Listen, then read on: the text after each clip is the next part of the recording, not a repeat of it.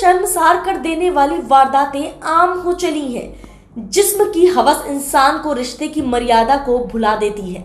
दिल्ली के बुराड़ी में एक ऐसा ही हैरान कर देने वाला मामला सामने आया है, जहां दिल्ली सरकार के महिला एवं बाल विकास विभाग के एक अधिकारी को अपने दोस्त की 14 साल की बेटी से ही रेप का आरोप लगा है, जो इस बच्ची का मुंह बोला मामा भी लगता था। आरोपी और उसकी पत्नी को पुलिस ने अब हिरासत में ले लिया है। दिल्ली पुलिस ने आईपीसी की धारा और पॉक्सो एक्ट के तहत दिल्ली सरकार के इस अधिकारी पर मामला दर्ज किया है। इतना ही नहीं, आरोपी की पत्नी पर भी कई आरोप लगे हैं। 14 साल की पीड़िता बच्ची 12वीं कक्षा में पढ़ती है। साल 2020 में बच्ची ने अपने पिता को खो दिया था। मुंह बोले मामा पर आरोप है कि उसने 2020 और 2021 के दौरान कई बार उसके साथ दुष्कर्म की वारदात को अंजाम दिया। जब नाबालिग बच्ची गर्भवती हुई तो अधिकारी की पत्नी ने अपने बेटे से मेडिकल स्टोर से एबॉर्शन की दवाई मंगाई और घर पर ही बच्ची का गर्भपात कराया।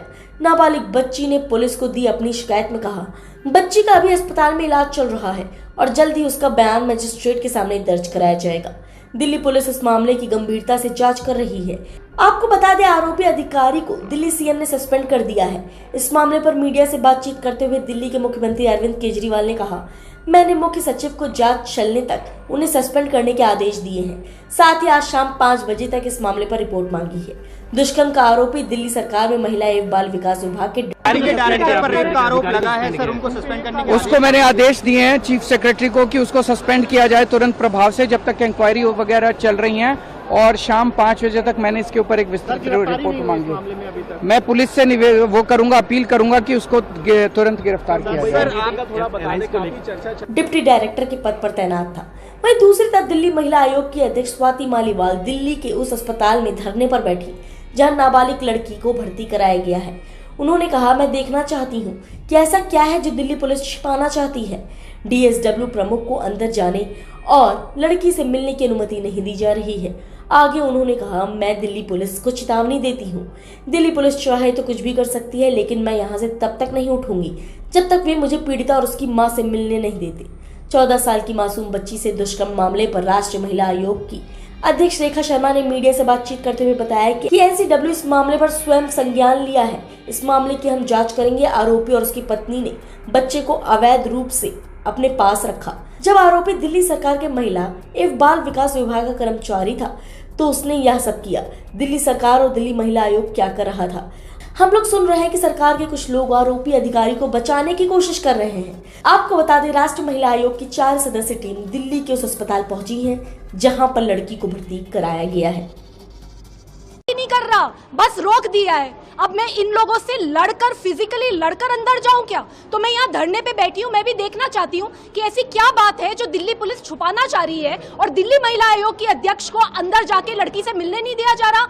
हम सुबह से कोशिश कर रहे हैं, बार बार हमें अस्पताल मना कर रहा है, मत आइए मत आइए। क्यों ना आऊं मैं? ये मेरी स्टैट्यूटरी ड्यूटी है। मैं कैसे नहीं मिलूंगी लड़की से? कितनी शर्म की बात है दिल्ली पुलिस के लिए भी और इस अस्पताल के लिए भी कि दिल्ली महिला आयोग के अध्यक्ष को यहाँ जमीन पे बैठना पड़ रहा है क्योंकि ये लोग मेरे को सर्वाइवर से नहीं मिला रहे। तो मैं ये दिल्ली पुलिस को चेतावनी दे दूं, इनको जो करना है कर ले। मैं यहाँ से तब तक नहीं उठूंगी जब तक मेरे को सर्वाइवर से और उसकी मदर से मिलने नहीं दिया जाएगा।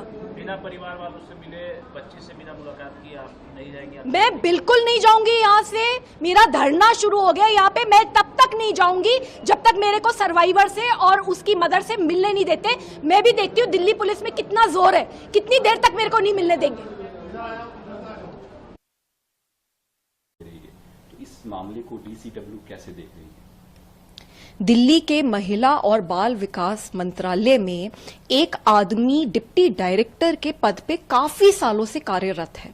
इस आदमी के खिलाफ एक बहुत ही सीरियस कंप्लेंट आई है कि इसने एक 16 साल की माइनर बच्ची का रिपीटेडली रेप किया और उसके बाद जब लड़की प्रेग्नेंट हो गई, इसने और इसकी वाइफ ने मिलकर उसके बच्चा गिराने की कोशिश करी, जिसकी वजह से लड़की की तबीयत बहुत ज्यादा खराब है। ये बहुत ही सीरियस एलिगेशन है और हमने दिल्ली पुलिस को नोटिस नोटिस इशू करा है क्योंकि मैं जानना चाहती हूं कि अभी तक ये आदमी अरेस्ट क्यों नहीं हुआ। दूसरा, हम सरकार को भी नोटिस इशू कर रहे हैं क्योंकि ये आदमी WCD मिनिस्ट्री में कार्यरत था और कई सालों से, दशकों से कार्यरत है। तो हम समझना चाहते हैं कि अभी तक इसके खिलाफ क्या क्या कंप्लेंट्स आई थी और उनके ऊपर क्या क्या एक्शन हुआ। और हम ये चाहते हैं कि इस आदमी को तुरंत सस्पेंड कर देना चाहिए और बहुत ही सीरियस इंक्वायरी बैठनी चाहिए। और अगर ये हाल रहेगा कि जो रक्षक है वही भक्षक बन जाएंगे तो दिल्ली की बेटियों को और बच्चियों को और महिलाओं को कैसे बचाया जाएगा। मैम, वो जो आरोपी अधिकारी है उसके ट्रैक रिकॉर्ड्स क्या हैं? वो क्या इससे पहले वो इस तरीके के संलिप्त आरोप में वो आरोपी रहा है? जी, वही नोटिस मैं सरकार को इशू कर रही हूं और दिल्ली पुलिस को भी इशू करूंगी कि आज तक कितनी कंप्लेंट्स आई हैं इस आदमी के खिलाफ, क्योंकि उन कंप्लेंट्स के ऊपर इन्वेस्टिगेशन होना बहुत जरूरी है। मुझे लगता है कि इस पॉक्सो की FIR के मद्देनजर ये जितनी भी कंप्लेंट्स आई हैं ये सारी की सारी रीओपन होनी चाहिए, री इन्वेस्टिगेट होनी चाहिए। कोई ना कोई मैकेनिज्म तो बनाना पड़ेगा, क्योंकि सरकारी डिपार्टमेंट में अगर ऐसे ऑफिसर कार्यरत रहेंगे जो कि रेपिस्ट मेंटालिटी के हैं तो कैसे दिल्ली की बच्चियां बचेंगी, कैसे महिलाएं बचेंगी। और ये बहुत ही बड़ा इशू है और इसको बहुत सीरियसली लेने की जरूरत है। हम सरकार को और दिल्ली पुलिस को दोनों को नोटिस इशू करें।